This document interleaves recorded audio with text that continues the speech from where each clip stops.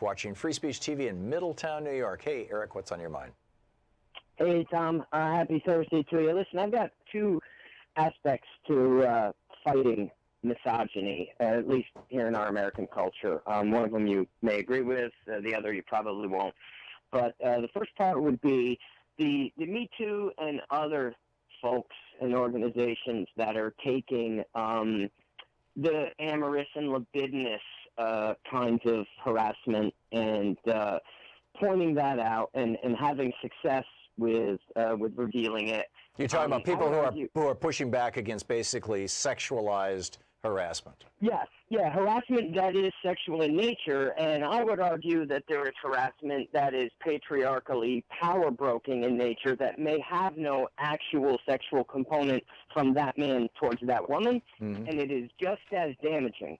And that's why this is an important discussion that needs to be had in an ongoing and regular way. And the second part, which is the one you probably won't agree with so much, I, as an American, as a constitutional American with no church affiliation of any kind, would love to see religious behavior, conduct, and speech put on a level, at least under the law, that is comparable to sexual behavior, in that you have sex, I have sex, we all have sex, we all know each other does it, but we don't see each other doing it. It's a private thing, and I would think that breaking down the patriarchal forces in the society that so much come from the main Christian faiths that dominate in America, if those people would be required to keep that to themselves when they're out in the public or in the workplace or at the soccer game or whatever it is, they need to keep that to themselves. And if they step outside of that boundary, then those people being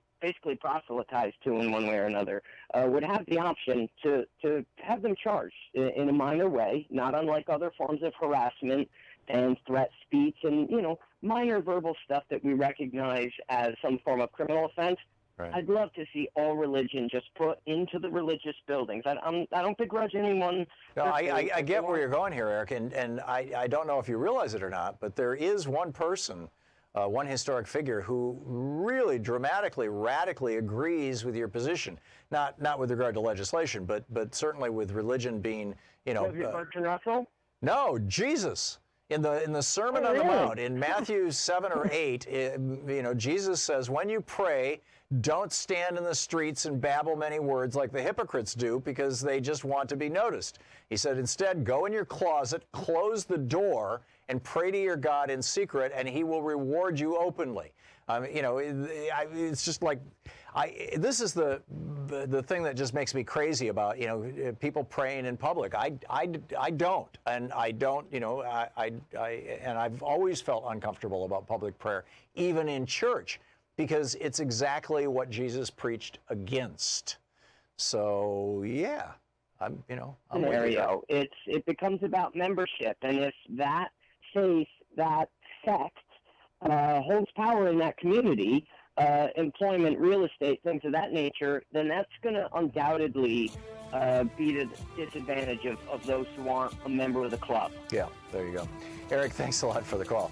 A fascinating kind of tangent, but a fascinating one. We'll be right back. It's 48 minutes past the hour here on the Thom Hartmann Program, occupying the media 3 hours a day, 5 days a week.